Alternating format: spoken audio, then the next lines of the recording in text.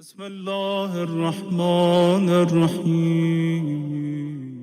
تمام تعریفیں اس خدائے بزرگ برتر کے لیے اس کی رحمتوں کے نتیجے میں موسم کا اختلاف انسانوں کے لیے قرار دیا گیا۔ ہر موسم کو موسم عبادت بنا دیا، سردی کا موسم ہو یا گرمی کا، بہار کا موسم ہو یا خزاں، اور تمام ہدیہ درود و سلام و نزوات مقدسات کے لیے کہ جن کی تعلیمات کی برکتوں نے ہر موسم کو موسم ولایت بنا دیا ہے۔ الحمدللہ الذی جعلنا من المتمسکین بالقرآن العظیم واجعلنا من المتمسکین بولایت علی ابن ابی طالب علیہ السلام وجعلنا وإياكم إن شاء الله من الطالبين بثأر الحسين مع وليه الإمام المهدي من آل محمد علیہم السلام۔ اما بعد، شکر پروردگار عالم کہ اس نے توفیق عطا فرمائی کہ آپ کی خدمت مقدس میں کل کی مجلس کے بعد پھر آ جانے کے لیے حیات عطا کی گئی۔ اس نے اتنی صحت و عافیت عطا کی کہ فرش عزا سے منبر حسین تک پہنچا۔ اس کا احسان ہے کہ میری شخصیت کو نہیں، میری خدمت کو مشاہدہ فرما رہا۔ پروردگار شکریہ ادا کرتا، اور ہم سب مل کر شکر گزار ہیں محمد و آل محمد کے خدا کے بعد، اور اسی شکریہ کے ساتھ کہ لئن شکرتم لازیدنکم، اگر تم نے شکریہ ادا کیا تو ہم تمہاری نعمتوں میں اضافہ کر دیں گے۔ سورہ مبارک جن اور تاریخ امیر المومنین، دو عنوانات کے تحت ایک طالب علم کی حیثیت کو ایک اور ذمہ داری سونپ دی گئی، مسائل کے بیان کی بھی، اور مسائل کے بیان کے لیے بہرحال ایک ذمہ داری خاص طور سے کہ تلاوت قرآن کرنا آسان ہے، نماز پڑھ لینا آسان ہے، مستحبات انجام دینا تو بہت ہی آسان ہے۔ آسان کا مطلب ویسے آسان نہیں ہے، البتہ کوئی ذمہ داری انسان کی گردن پر محرمات کے ذیل میں نہیں آتی۔ اگر نماز قضا ہو گئی یا نماز باطل ہو گئی تو نماز کو انسان دوبارہ ادا کر کے اپنی ذمہ داری کو نبھا سکتے، لیکن اگر احرام غلط ہو گیا تو احرام کی غلطی انسان کے لیے عام غلطیوں کی طرح نہیں ہوتی۔ اس لیے احرام باندھنے سے پہلے، یعنی احرام کی نیت کرنے سے پہلے، تلبیہ پڑھنے سے پہلے سوچ لے کہ جہاں جا رہا ہے وہ ذمہ داری اٹھا سکے گا۔ معلومات پوری ہیں کہ 26 باتیں محرمات میں اور 7 کام واجبات میں۔ ابھی مستحبات کا بیان الگ ہے، مکروہات کا بیان الگ ہے۔ قوم نوح کے افراد نے کہا کہ جناب سام سے کہا، یقین نہیں آیا ابھی، سام سے کہا ذرا اس صحیفے کے 2 سورے پڑھ دیجئے۔ حضرت سام بن نوح نے صحیفے جناب نوح کے اس پارٹ میں سے جو آپ کے حصے میں تھا، سام کے حصے میں آپ نے 2 سورے تلاوت، تب انہیں اطمینان ہوا تو اسلام ملا۔ جناب سام بن نوح بات سے بات نکل آئی، ویسے پیغمبر کے الفاظ ہیں، قل انی لا املک لکم ضرا ولا رشدا۔ دیکھو حبیب کہہ دو ان سے کہ میں تم پر اختیار ملکیت نہیں رکھتا، نہ زر کے لحاظ سے نہ رشد و ہدایت کے لحاظ سے۔ اس کا مطلب ہے کہ میرا کام تو دعوت دینا ہے، پھر خدا تمہیں راستے کی ہدایت تمہارے دل کی حالت کو دیکھ کے کرتا۔ قل انی لن یجیرنی من اللہ احد، حبیب کہہ دیجئے کہ میں تو خود اپنے لیے اللہ کے علاوہ کسی اور کی پناہ کو تلاش نہیں کرتا۔ ولن اجد من دونہ ملتحدا، اور میں خدا کے سوا کسی اور کو اپنی پناہ گاہ قرار نہیں دے سکتا۔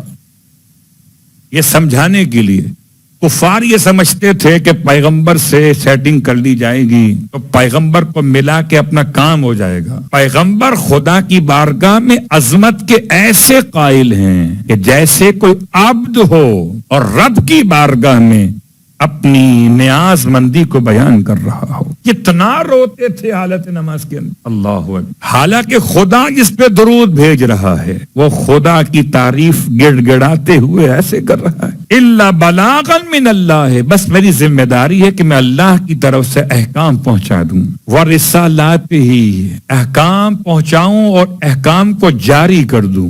احکام، بلاغ، رسالات اس کا اجرا۔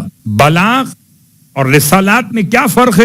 بلاغ اصول دین، رسالات فروع دین۔ میرا کام یہ ہے کہ اصول بھی بتا دوں اور فروع بھی بتا دوں۔ میرا کام یہ ہے کہ احکام پہنچا بھی دوں اور احکام نافذ بھی کر دوں. اس لیے پیغمبر نے خالی نماز پہنچائی نہیں ہے, نماز نافذ کی ہے. اور نافذ کرنے کا مطلب آپ نے فرمایا جیسے میں نماز پڑھتا ہوں ایسے نماز پڑھو. آپ پہ چھوڑ نہیں دیا کہ چاہو تو پڑھو چاہو تو نہ پڑھو. جیسے کبھی کبھی ہم عمل بیان کرتے ہیں نا, اور لوگ انتظار میں ہوتے ہیں عمل کے, ادھر زبان سے کوئی عمل بیان ہو اور آپ یاد کر لیں اس کو. ایسی ایک مثال عمل کی بیان کر رہا ہوں, زبان پہ بات آ گئی, سن لیجیے. کون سا عمل؟ اپنے چہرے کی نورانیت بڑھانے کے لیے, اپنے چہرے کی نورانیت بڑھانے کے لیے. یا نورو یا قدوس ہو, خدا کے دو نام ہیں. آپ کو زبانی یاد ہے نا, دعائے کمیل والے ہیں یہ, وہی اللہ میاں وہی والے, یا نورو یا قدوس ہو. ہر نماز کے بعد اگر ہو سکے تو 448 مرتبہ 448 ٹائم یا نورو یا قدوس ہو. تو اے نور اور اے پاک اور پاکیزہ, کیا شان ہے. آپ رب کو کہو گے, رب آپ کے چہرے پر نور اتار دے گا. آئیے اب ہم نے عمل بیان کیا, آپ کی مرضی عمل کریں نہ کریں, ہم نے عمل نافذ نہیں کیا ہے. پیغمبر عمل پہنچاتے بھی تھے اور نافذ بھی کرتے. وَمَن يَعْصِ اللَّهَ وَرَسُولَهُ, بس جو معصیت کرے, نافرمانی کرے اللہ کی اور اس کے رسول کی. اب یہاں روایت ہے امام موسی کاظم علیہ الصلوۃ والسلام کی, فی ولایت علی ابن ابی طالب, معصیت کرے اللہ کی اس کے رسول کی. تو ایسی معصیت اللہ کی اور اس کے رسول کی کب ہوئی؟ جبکہ لوگوں نے ہر بات قبول کی سوائے امامت علی ابن ابی طالب. اور اب چونکہ میری گفتگو اس پہلے اشرے میں جنوں تک محدود رہی اور اب بہت کم وقت میرے پاس رہ گیا, تو آغائے تقی بہجت کا ایک ویڈیو کلپ فارسی میں اس موضوع پر, خاص طور سے قوم جن کے حوالے سے, زعفر جن کی بات کر رہے ہیں. تو یہ جو لفظ معصیت اللہ کی اس کے رسول کی, اس میں یہ بات کہاں سے آ گئی؟ وہ فرماتے ہیں آقا کہ جنوں میں یا کوئی شیعہ ہوتا ہے یا کوئی کافر ہوتا ہے, بیچ میں کوئی نہیں ہوتا. سمجھ رہے ہیں نا, بیچ میں کوئی نہیں ہوتا. محوت دلیل, دلیل کیا ہے؟ دلیل یہ ہے کہ جنوں کو خدا نے اتنی طول عمر عطا کی ہے کہ جنوں میں ابھی تک ایسے جن زندہ ہیں جو غدیر خم کے میدان میں تھے, جنہوں نے پیغمبر اکرم صلی اللہ علیہ وآلہ وسلم کی زبان مقدس سے اعلان ولایت علی ابن ابی طالب کو سنا تو شیعہ ہی تو ہوں گے. مان گئے تو شیعہ, نہ مانے تو. بات یہاں تک پہنچی, دل چاہتا ہے ایک جملہ آپ کی خدمت میں اور پہنچا دوں, اگر آپ تھکے ہوئے نہ ہوں, روزے میں تھک جاتے ہیں کوئی مشکل, آخری عشرے میں تھکان پوچھیں گے آپ سبھی نہیں, ابھی تو روزوں کی جوانی ہے. خیر, بات ہو رہی تھی کہ یہ زعفر لفظ ہے یا جعفر؟ اصل لفظ جعفر ہے, جعفر کا تلفظ ہے زعفر. دیکھیے علماء نے اختلاف بہت کیا ہے, اور ٹھیک ٹھاک علماء نے اختلاف کیا بہت سارے جن کے موضوعات پر, لیکن اختلاف کرتے کرتے بعض علماء قابل احترام کہیں آگے دکھائی دیے. کیا مطلب؟ کچھ خرافات ہیں جن کے بارے میں کہ جن نے قبضہ کر لیا, اس کی دماغ میں بیٹھ گیا ہے, اس پہ اس کا جن کا اثر ہو گیا ہے, یا جن کا لپیٹا ہوا ہو گیا ہے الاخر. ایسے واقعات آپ کو ملیں گے بہت سارے معاشرے کے اندر. یہ خرافات بھی ہو سکتے, یا بہت سارے وہ واقعات جو دیو اور پری کے نام سے ہیں, خرافات بھی ہو سکتے. خود اصل وجود جن اور جن اور انسان کی شادی کا تصور, اس میں اختلاف ہے. روایت تو میں نے پڑھی تھی آپ کی خدمت میں کہ ویسے نہیں ہے, کانسیپٹ نہیں ہے. جن الگ, انسان الگ. یہ مٹی سے بنے, وہ آگ سے بنے, سکون پا نہیں سکتے مٹی اور آگ کے بنے ہوئے آپس میں مل جائیں تو. لیکن کیا جن انسان کے ساتھ ملاپ کر سکتا ہے؟ جواب جی نہیں. ہاں مگر کر سکتا ہے. کس معنی میں؟ شارکہم فی الاولاد, قرآن کہتا ہے شیطان کو کہ تجھے بڑا ناز ہے نا, جا جو ہماری بات نہیں مانتا تو اس کے اموال میں اولاد میں شریک ہو جا, اموال میں اولاد میں شریک ہو جا. اور جب کوئی انسان انسان کے ساتھ یعنی میل فیمیل کے ساتھ خدا کے دیے ہوئے احکام کے لحاظ سے ملاپ کر رہے ہو اور خدا کا نام بیچ میں نہ لیں تو شیطان کی شرکت ہو جاتی.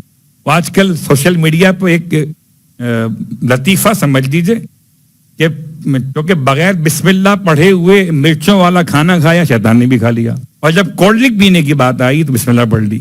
اب شیطان بغیر کولڈ ڈرنک کے صلوات پڑھے محمد والے محمد. خیر یہ تو مذاق ہے جو اس پہ آیا ہوا ہے، لیکن کیا ویسا ایسا ہے کہ نہیں؟ بسم اللہ کیوں پڑھتے ہیں؟ شیطان کے کتنے معنی ہیں اور تفصیل میں چلے جائیں گے پھر ہم. تو جن انسان کے ساتھ ملاپ کر سکتا ہے کہ نہیں؟ احتلام کیوں ہوتا ہے؟ کہ انسان سو رہا ہے اور سوتے ہوئے انسان پر سے تکلیف شرعی نہیں ہے. سوتا ہوا انسان اگر خواب میں حج کر لے تو کیا جاگنے کے بعد حج کہلائے گا؟ نہیں کہلائے گا. سوچ لیجیے. ارے سوتا ہوا انسان اگر خواب میں افطاری کر لے تو کیا اس کی افطاری قبول ہوگی؟ کتنا اچھا ہوگا، سارے افطاری بچ جائے گی. تب خواب میں افطاری کریں گے. حالت خواب میں انسان کی نجاست کی حالت کا واقع ہو جانا شیطان کے کھیلنے کی وجہ سے ہوتا. شیطان کون ہے؟ جن. کیونکہ مثالیں میں ایسی بنا کے لے کر آیا. علماء اس کے خلاف بات بھی کر رہے کہ ممکن نہیں ہے کہ جن اور انسان آپس میں میل کر سکے، کہ کوئی فیمیل یہاں سے میل وہاں سے، یا میل یہاں سے فیمیل یہاں سے. نہیں، ممکن نہیں. لیکن اس کے بعد بھی ممکن ہے. وہ کیا ہے؟ وہ شیطان کا انسان کے ساتھ کھیلنا. اسی لیے وہ دعا جو پڑھی جاتی ہے احتلام سے بچنے کے لیے، اس میں الفاظ یہ ہیں کہ پناہ مانگتا ہوں اس شیطان سے. لفظ احتلام نکلا حلم سے. حلم کہتے ہیں خواب کو. دعا بقیر کہ انسان، ٹھیک ہے، وہ انسان گناہوں سے اپنے آپ کو بچائے، ذہن رکھ کے سوئے خدا کی طرف، وہ الگ موضوع. لیکن اس کے بعد بھی ہو سکتا ہے یہ دعا مفاتی کے اندر موجود ہے. تو بات کہاں پہنچی کہ آیا آغائے تقی بہجت کے جملے فرماتے ہیں جن یا شیعہ ہوگا یا کافر ہوگا. دلیل کیا ہے کہ وہ جن اب تک ہیں. کم از کم جن کی عمر کم از کم جو لکھی بعض علماء نے 750 سال لکھی ہے. کم از کم کوئی اگر چھوٹے سے چھوٹا بھی جن مر جائے تو 750 سال. جن کی دو قسمیں ہیں. کچھ جن ایسے ہیں جو قیامت تک زندہ رہیں گے، یہ بھی روایت ہے، اور کچھ جن ایسے ہیں کہ جو قیامت سے پہلے مر جائیں گے. جیسے زعفر جن کا انتقال. زعفر جن کی کچھ مسائل ہو سکتا ہے وہ کل بھی بیان کروں، یا آج اگر سمٹ بھائی بات تو آج بیان کے ختم کر دیں. تو جعفر کے باپ کا نام راہیل، جعفر کے بیٹے کا نام کامل. باپ کا نام راہیل اور بیٹے کا نام کامل. یہ راہیل کون ہے؟ یہ راہیل وہ جن ہے جو غزوہ بیر العلم یا غزوہ بیر ذات العلم کے واقعے میں بیان کیا جاتا. سرکار ختم یہ مرتبہ صلی اللہ علیہ وآلہ وسلم اللہ کے رسول حدیبیہ کے راستے پر تھے. ایک مقام پر پہنچ کر پیاس محسوس ہوئی تمام لشکر والوں. آپ نے فرمایا یہاں قریب میں بیر مانے کنواں، ذات العلم علاقے کا نام تھا. اس کنویں سے کوئی پانی بھر کے لائے تاکہ ان کو پانی مل سکے جو پیاسے بیٹھے ہوئے. سلمہ بن اکوا کو بھیجا گیا. یہ چند لوگوں کو لے کر گئے اور واپس ماشاءاللہ خالی ہاتھ آ گئے. کیوں؟ کیا دیکھا انہوں نے؟ دیکھا بغیر کسی ظاہری شے کے آگ ہے. نہ لکڑی، نہ کوئلہ، نہ جلنے والی کوئی اور چیز، مگر آگ ہے. اور آگ کے ساتھ ساتھ آوازیں خوفناک ہیں. وہ کہتے ہیں نا ڈرانے والی باتیں ہوتی ہیں نا. جو آگ دیکھی ڈر کے واپس آ گئے، آواز سن ڈر کے واپس آ گئے. پھر پیغمبر نے بنی سلیم سے کسی شخص کو بھیجا، تم جاؤ، مگر وہ بھی سلامتی کے ساتھ ہی واپس آ گئے. اب آخر میں اللہ کے حبیب کے پاس ایک ہی رہ گیا ہے. اللہ اکبر. یہ نہ ہوتا تو کیا ہوتا؟ جب پیغمبر کے پاس علی نہ ہوتے تو کیا ہوتا؟ اس لیے کہ باقی سب تو ماشاءاللہ سبحان اللہ جاتے بھی خیریت سے تھے اور آتے بھی خیریت سے تھے. آخر میں بھیجا مولا کائنات، آپ جائیے. مولا کائنات گئے. آپ کے ساتھ کچھ لوگ ساتھ گئے تاکہ مشکیزیں بھر کے لائیں گے. ایک رسی ایک ڈول ہے، بالٹی بڑی والی، اس سے پانی اندر سے کھینچ کے نکالا جاتا. رسی اور ڈول، اس لیے کہ پتہ نہیں کنویں پر رسی ڈول موجود ہے کہ نہیں. جیسے آگے بڑھے شور سنائی دیا، وہی آگ. امام فرماتے گھبراؤ مت، بس میرے ساتھ چلو. اور جملہ سیاسی ہے، گھبرانا نہیں. مولا نے فرمایا میرے ساتھ چلو، میں تمہارے ساتھ ہوں. نہ ادھر دیکھو نہ ادھر دیکھو، جہاں علی ہوں بس ادھر دیکھو. آگے آگے میرا مولا چلا، پیچھے پیچھے وہ ساتھ میں اصحاب رسول چلے. جب کنویں کے پاس پہنچے تو جیسے ہی ڈول رسی سے باندھ کے ڈالا گیا اندر سے کسی شرارتی جن نے رسی کاٹ دی، ڈول اندر گر گیا. اب امام فرماتے ہیں اپنے ساتھیوں سے جاؤ کچھ اور ڈول لے کر آ جاؤ. واپس کون جائے گا لینے کے لیے؟ آئے تو علی کے ساتھ ہیں، واپس جا کے ڈول کون لا سکتا تھا؟ پھر امام نے جب دیکھا کہ کوئی تیار نہیں ہے، اپنی کمر سے اپنی چادر کو پٹکے کے طور پہ باندھا اور کنویں کے اندر اتر گئے. پہلے تو آوازیں آ رہی تھی قیقہوں کی، جب ڈول گرا تھا نا وہ ہنس رہے تھے، اور جب میرا مولا کنویں میں اتر گیا تو وہ رو رہے تھے. کافی دیر تک جنگ ہوتی رہی، پورا کنواں جنوں کی لاشوں سے بھر دیا، اور اس کے بعد اپنے ڈول کو رسی کے ساتھ باندھا اور پانی بھر بھر کے اوپر سارے مشکیزیں بھروا دیا. اس میں سے کوئی جن تھا کہ جس نے توبہ کی، استغفار کی اور مولا کے ہاتھ پر ایمان لے آیا.